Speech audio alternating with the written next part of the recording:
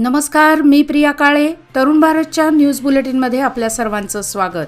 आता पाहूया ठळक घडामोडी. दुष्काळ परिस्थितीमुळे आर्थिक संकटात सापडलेल्या शेतकऱ्यांकडून भरपाईसाठी सरकारकडे वारंवार मागणी केली जात आहे. मात्र यावर अद्यापही कोणताच तोडगा निघालेला नाही. पहिल्या टप्प्यात 2,000ची मदत देण्याचे आश्वासन सरकारकडून देण्यात आले आहे. मात्र विरोधकांकडून सरकारच्या धोरणावर टीका करण्यात येत आहे. सरकार शेतकऱ्यांवर अन्याय करत असल्याचा आरोप विधान परिषदेत करण्यात येत आहे. त्यामुळे विधान परिषदेत विरोधी पक्ष सरकारला कोंडीत पकडण्याचा प्रयत्न करणार असल्याचे निश्चित आहे. सरकारी जमीन कसणाऱ्या शेतकऱ्यांना हक्कपत्र द्या अशी मागणी करत कुळवळली ग्रामपंचायत व्याप्तीतील 9 गावातील शेतकऱ्यांनी भव्य मोर्चा आज शनिवार रोजी सकाळी काढला. यावेळी कित्तूर येथे राष्ट्रीय महामार्गावर शेतकऱ्यांनी रास्ता रोको आंदोलन करत सरकारवर हल्लाबोल केला. तसेच आंदोलकांनी या ठिकाणी स्वतः महसूल मंत्र्यांनी येऊन आमच्याशी चर्चा करावी अशी मागणी केली. शेतकऱ्यांनी राष्ट्रीय महामार्ग रोखून धरल्याने काही काळ वाहतूक विस्कळीत झाली होती. त्यामुळे महामार्गावर वाहनांच्या रांगा लागल्या होत्या. यावेळी पोलिसांनी आंदोलक शेतकऱ्यांना ताब्यात घेतले. गांधीनगर येथे तसेच काही ठिकाणी कचरा पेटवून देण्याचा प्रकार घडला. या घटनेनंतर महापालिका आयुक्तांनी शुक्रवारी सायंकाळी पर्यावरण विभागातील अधिकाऱ्यांची तसेच आरोग्य निरीक्षकांची बैठक घेतली. त्यामध्ये पर्यावरण सहाय्यक अभियंता यांना चांगलेच धारेवर धरले. केवळ काम करतो असे नाटक करू नका, तर प्रत्यक्षात कामे करा असे सुनावले.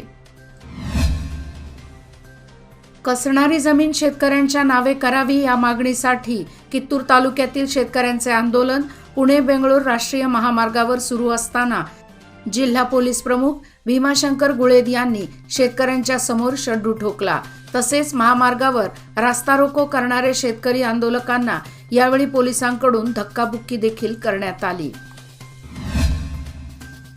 अयोध्येत उभारल्या जाणाऱ्या भव्य श्री राम मंदिराचा 22 जानेवारी 2024 रोजी अभिजित मुहूर्त मृगाशिरा नक्षत्रावर अभिषेक सोहळा संपन्न होणार असून दुपारी 12:20 प्रभू श्री रामलल्लाच्या मूर्तीची प्राणप्रतिष्ठा करण्यात येणार आहे.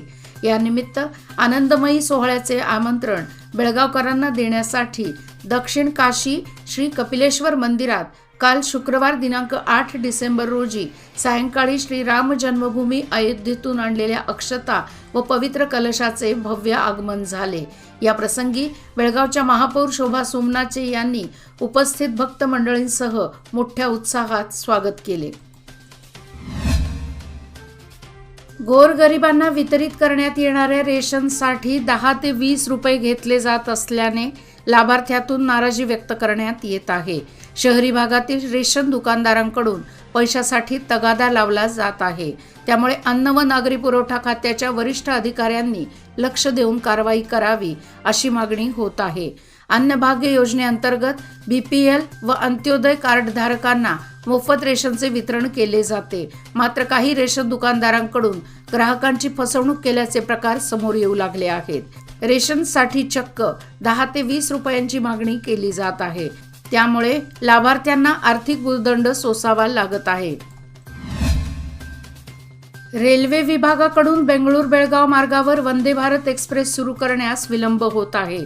वंदे भारतची चाचणी होऊन 20 दिवस उलटले तरी अद्यापही रेल्वे सुरू करण्याबाबत कोणतीच हालचाल दिसून आलेली नाही. अधिवेशन काळात वंदे भारत एक्सप्रेस सुरू करण्यासाठी प्रयत्न केले जात असताना नेमके घोडे अडले कोठे हा प्रश्न मात्र अनुत्तरित आहे.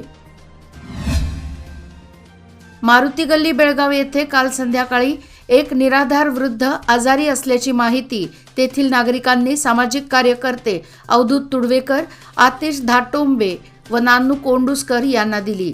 ही माहिती मिळताच त्यांनी त्या ठिकाणी तात्काळ धाव घेतली. या वृद्ध व्यक्तीची माहिती DCP रोहन जगदीश व ACP अरुण कुमार यांना देण्यात आली. तसेच 108 रुग्णवाहिकेच्या मदतीने अधिक उपचारासाठी त्या वृद्धाला जिल्हा इस्पितळात दाखल करण्यात आले. या कामी खडेबाजार पोलीस स्थानकाच्या कर्मचाऱ्यांनी या सामाजिक कार्यकर्त्यांना सहकार्य केले. एका निराधार वृद्ध आजारी व्यक्तीला मदत केल्याबद्दल या सर्व सामाजिक कार्यकर्त्यांचे सर्वत्र कौतुक होत आहे. एरवी रात्री 8 ते 8:30 वाजता बंद होणारे सिग्नल सध्या मात्र अधिवेशनासाठी रात्री 11 पर्यंत सुरू ठेवले जात आहेत.